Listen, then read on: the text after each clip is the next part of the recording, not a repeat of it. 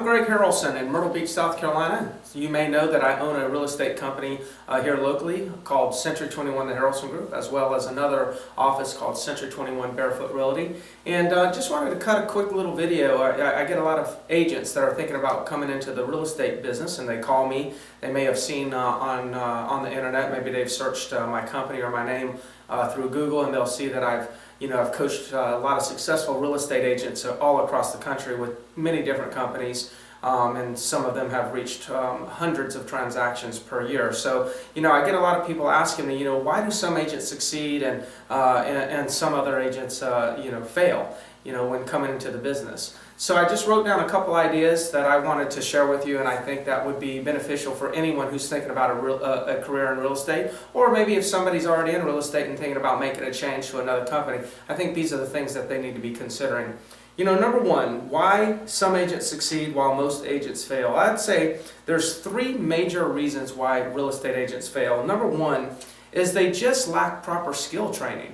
And if you're going to be interviewing for a real estate position at multiple companies, you're gonna learn very quickly that everyone will tell you they have training.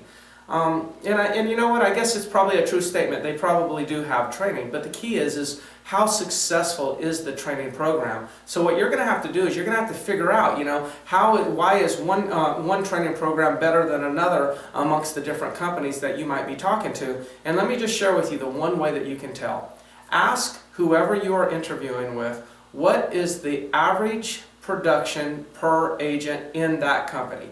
You see, in the MLS right now locally, the average agent only sells between 3 and 4 properties. Now at my office, we average around 30 to 33 properties per agent. There's a big difference in 33 properties a year sold per agent versus 3 or 4 properties sold per agent in a given year. Significant difference, and I really believe the main difference is that we spend a lot of time developing new agent skills. We not only share with them what skills are necessary, but we demonstrate those skills, we practice those skills, and we allow them to come on to appointments with us so they can see it in action and really get it. So number one, I think people fail because they just lack proper training.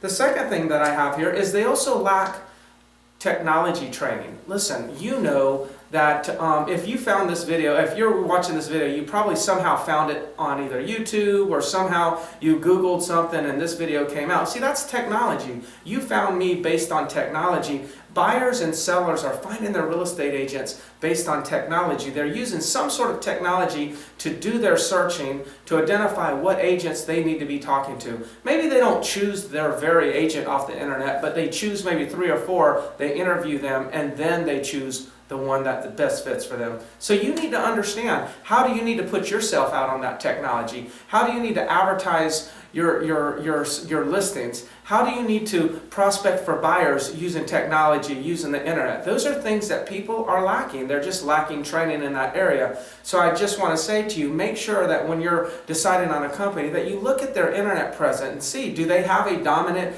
internet presence? If they do, it's because they know something about technology, and you need to get your hands on that training. Last but not least, I would say most people who fail have never really been shown how to find buyers and how to find sellers.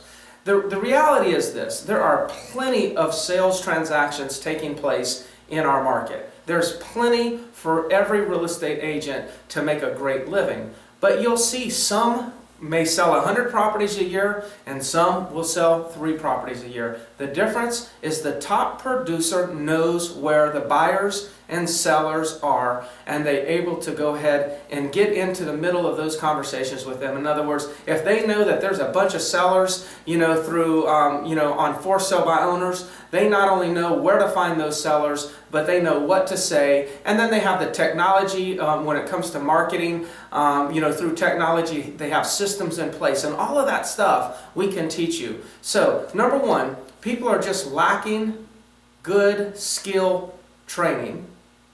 Number 2, they're lacking technology training.